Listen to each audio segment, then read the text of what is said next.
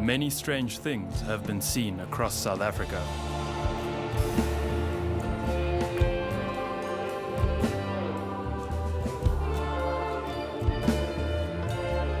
We're two guys on a journey to find the truth.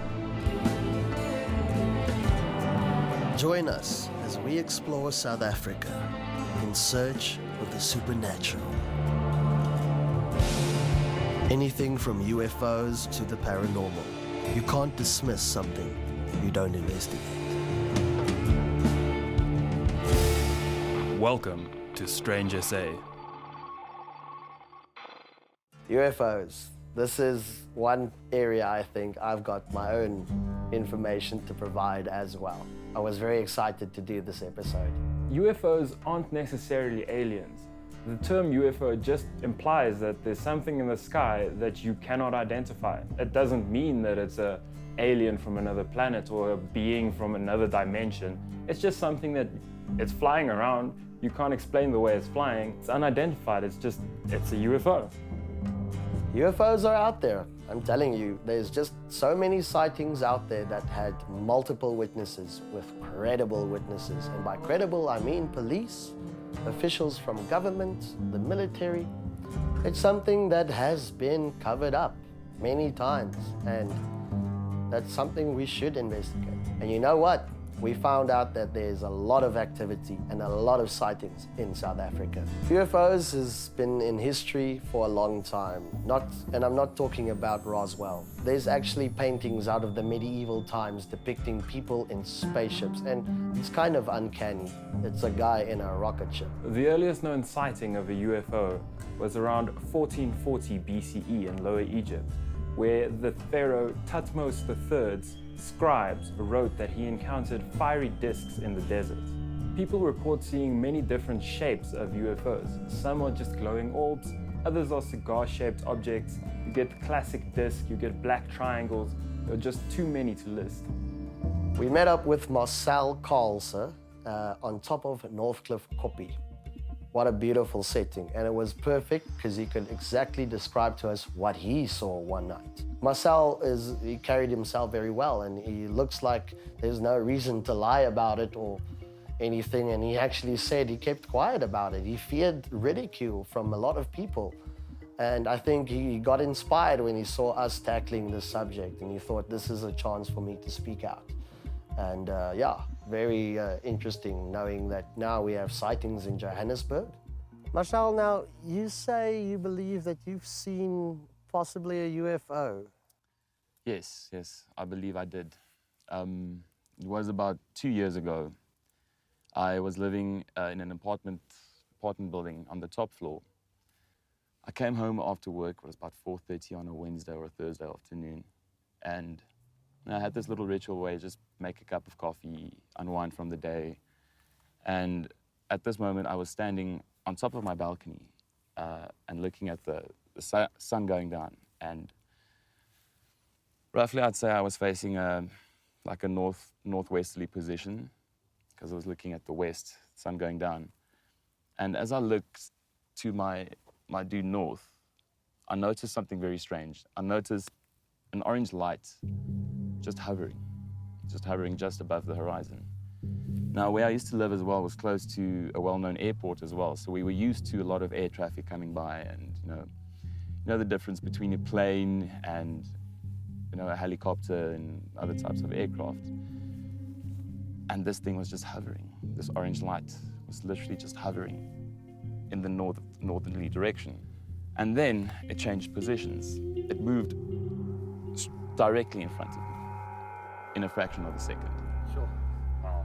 Yeah, and that was when I realized that I was looking at something that, you don't get to see every day. Kind of makes you ponder, it excites you a little bit, and it freaks you out as well. So you couldn't have mistaken this for a plane, saying that you were living close to an airport? I don't possibly see how I could have. I don't see how an aircraft can just jump from a northerly position to an almost entirely west to my side, right in front of me, in a fraction of a second. How did it affect your life afterwards? Well, it's actually a bit overwhelming to think of something that completely defies your logic as you know it. You know, taking that moment and realizing you've just seen something that really does not happen. You've never seen it before. You probably thought that you were never going to see it. And there it happened. And it left me completely freaked out. I could tell that Marcel at least believes that he saw something. There was no photographic proof of the sighting, so unfortunately we can't prove it. It remains an anecdotal piece of evidence. In his 1972 book, The UFO Experience, A Scientific Inquiry, the astronomer J. Allen Hynek proposed several categories to classify a UFO encounter. On Hynek's scale, there are 3 types of close encounters. Marcel's encounter ranks as a close encounter of the first kind. That is, a visual sighting of a UFO with no side effects or interactions. Close encounters of the second kind are where the object has a measurable effect on the witness, whether this is electronic interference with their vehicle, with their phone, whether this is some physiological response that they're having. It could be paralysis, it could be a burning sensation on the skin. A close encounter of the third kind is where a creature is physically present. A visual sighting cannot be irrefutable proof. I personally believe that for extraordinary claims, you require extraordinary evidence, and a visual sighting, an anecdote, just doesn't cut it. I wouldn't say that we have irrefutable proof yet, but it's coming.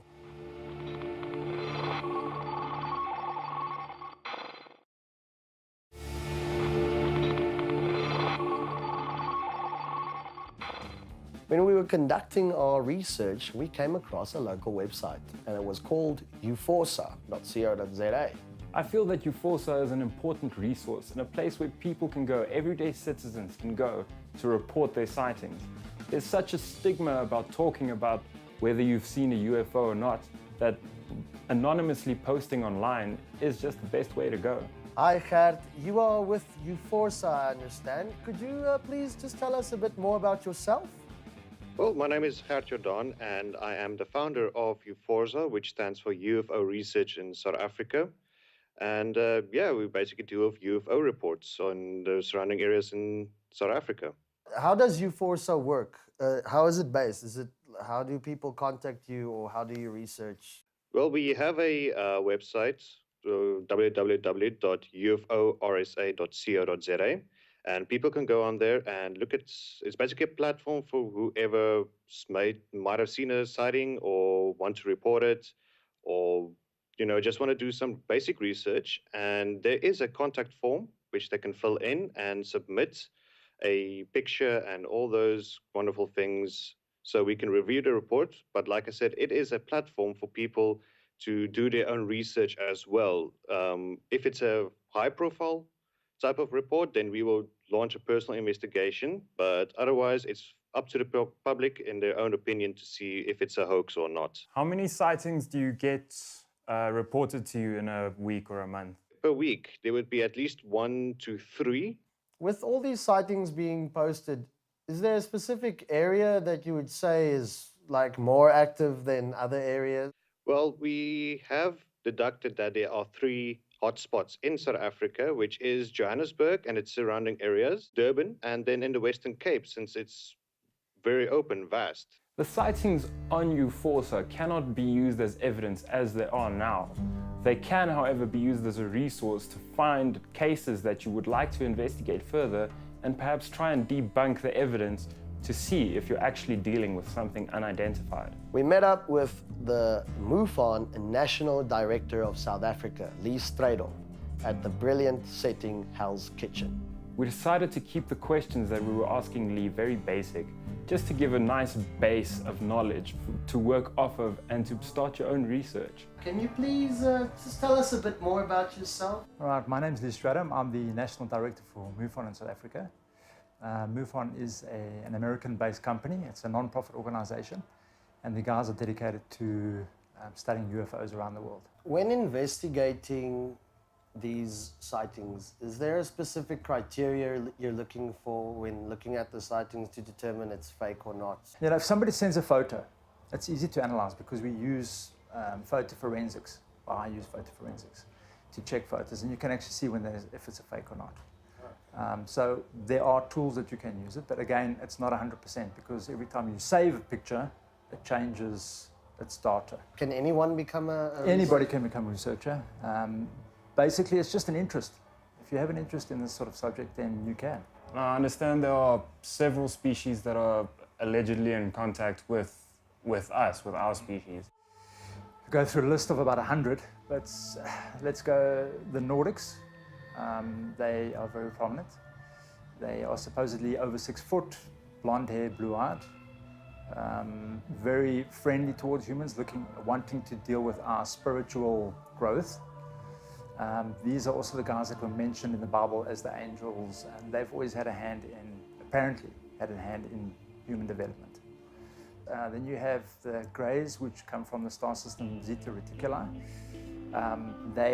There's different theories about the Greys, whether they are android type or whether they're insectoid type.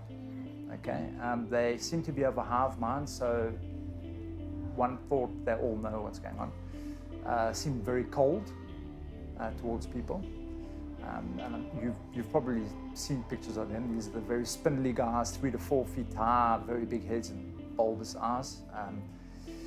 Then we have the reptilians. Okay, they're also quite prominent. The reptilians supposedly come from the Orion.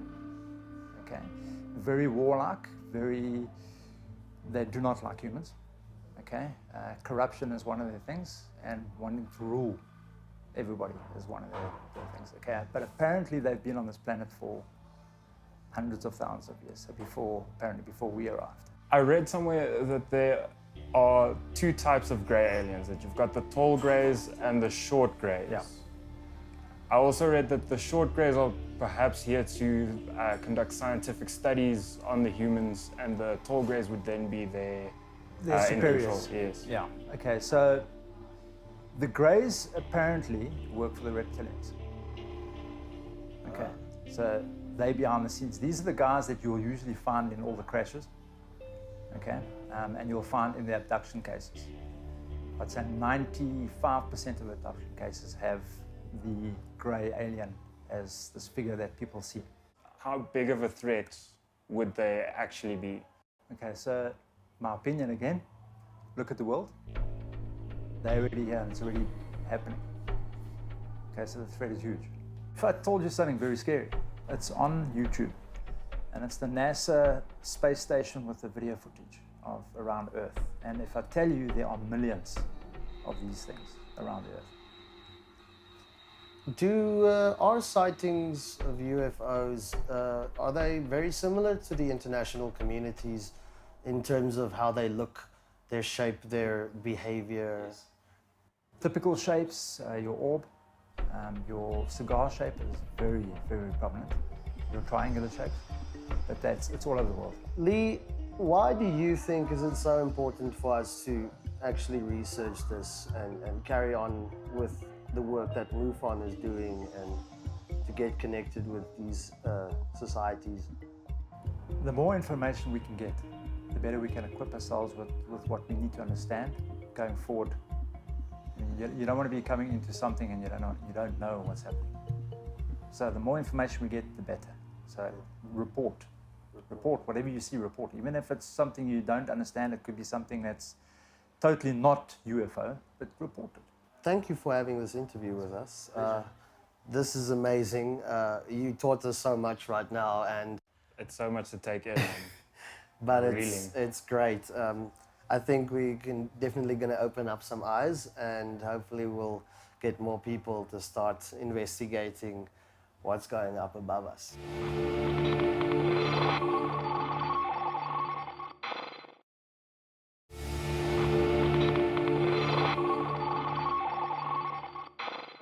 Yo, it was a scorcher of a day and we were off to Mpumalanga, Middelburg. The drive out to Middelburg was through mining country.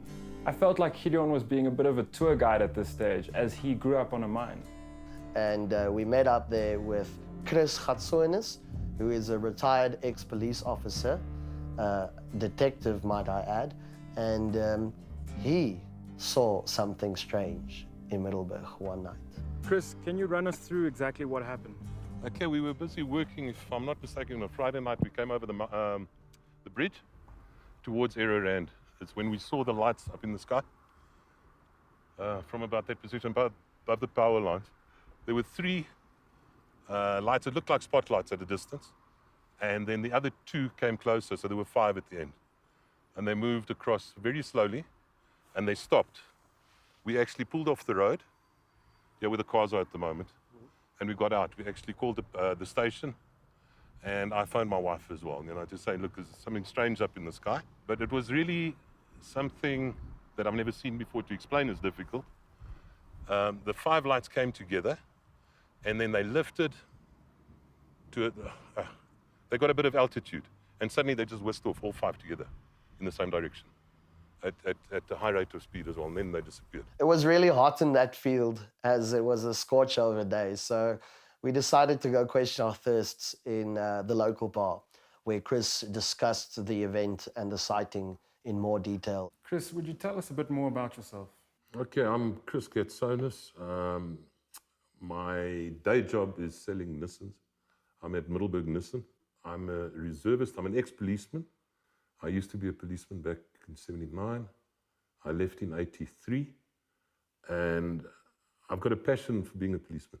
Yeah, in my opinion, that makes you a very credible witness. And you were obviously on duty that Absolutely that on night. duty, official vehicle in uniform.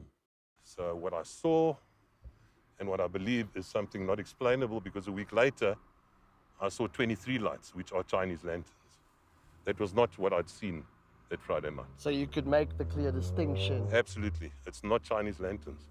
Because we actually, when we read about this case, we read about the Chinese lanterns, or that could have been a possible UFO sighting. And it sounds like that's what the public kind of went with. But now you're saying, no, it's 2 different events. It's absolutely different, because I looked and it was different. It was you've got 3 lights coming up together. They're grouped. It's like a formation.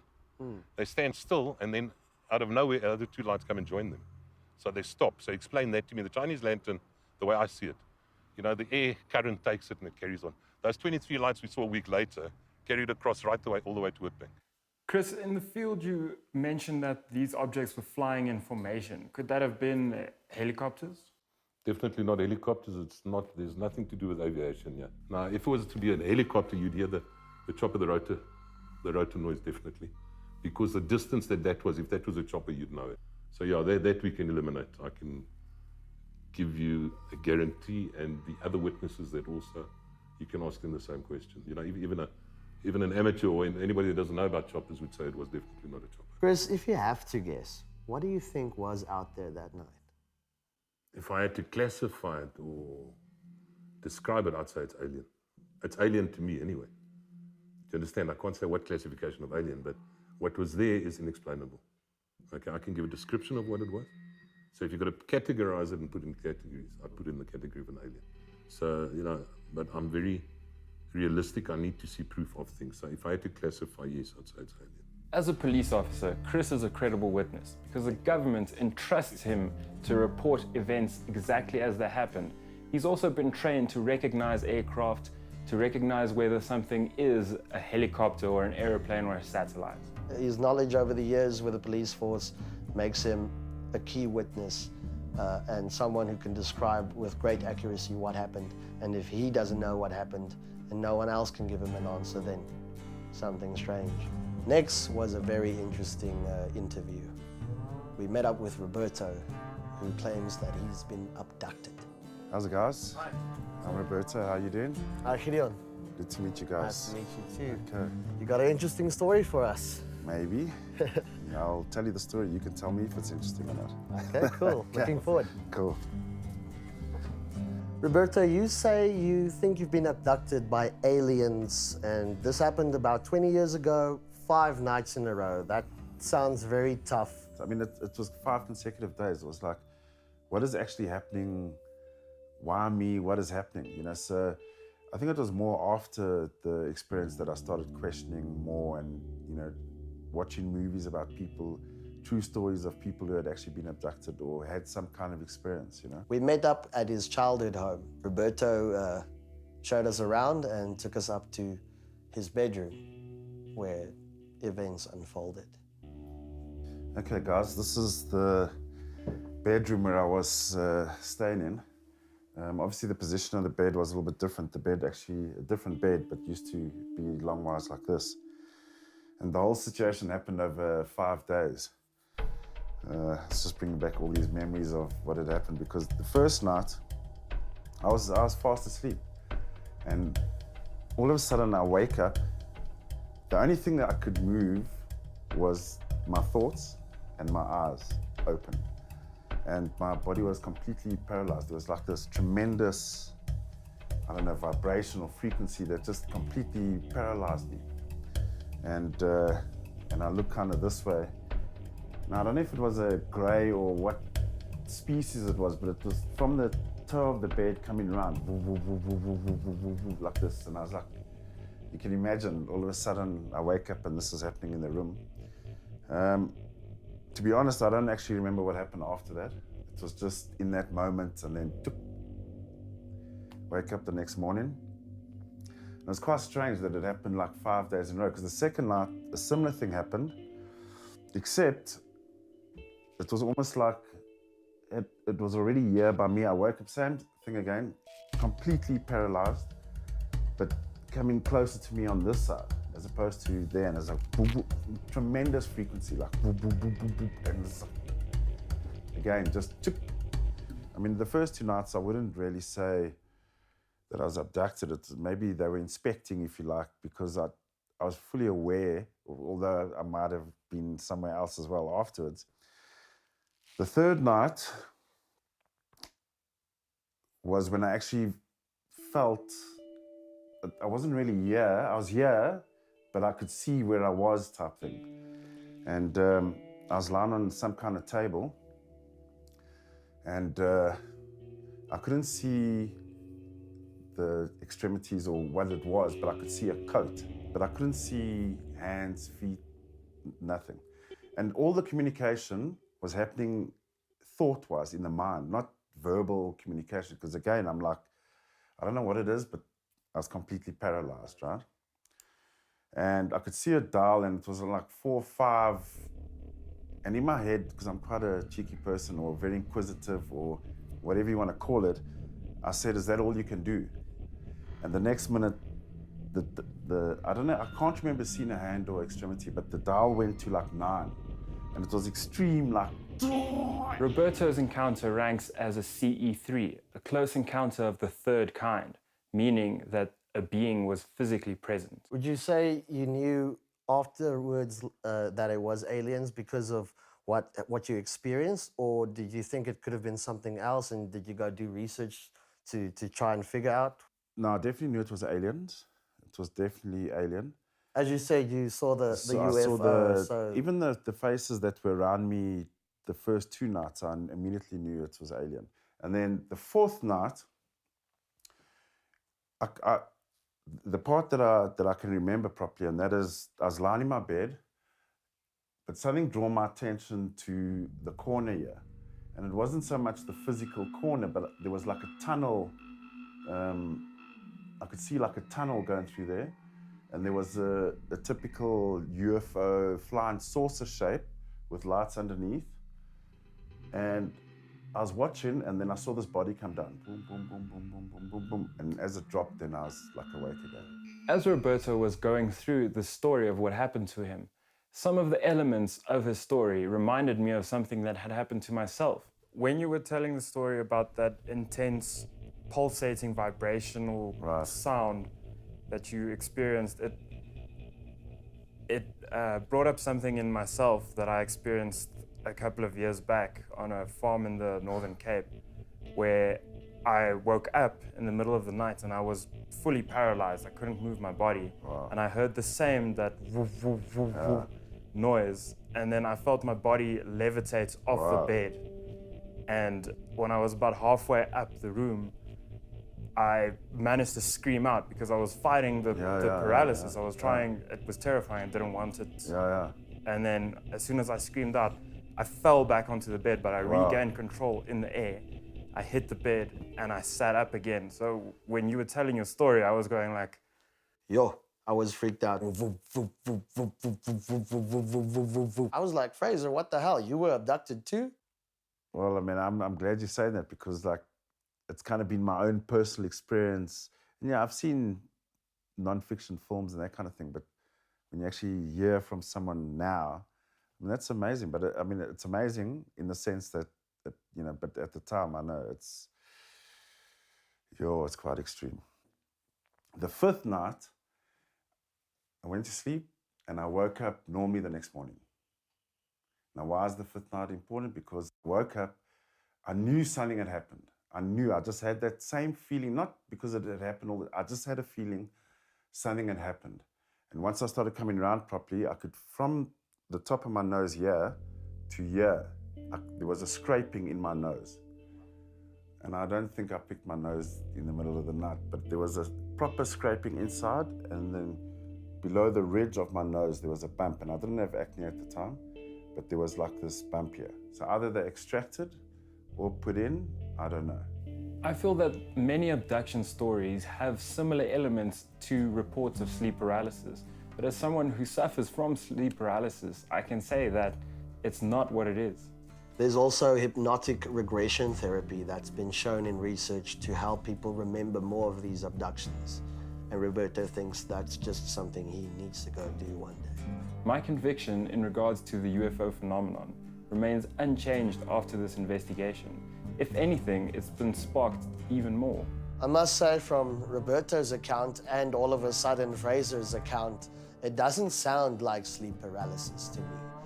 In both cases, there was a humming noise involved, and they were very confused as to what was happening. To sum it all up, I'd just like to leave you with this. If a species had the technology to visit us from light years away, their technology would be indistinguishable from magic for us. So just go do your own research and open up your eyes and realize there's a lot we don't know, and there's a lot out there.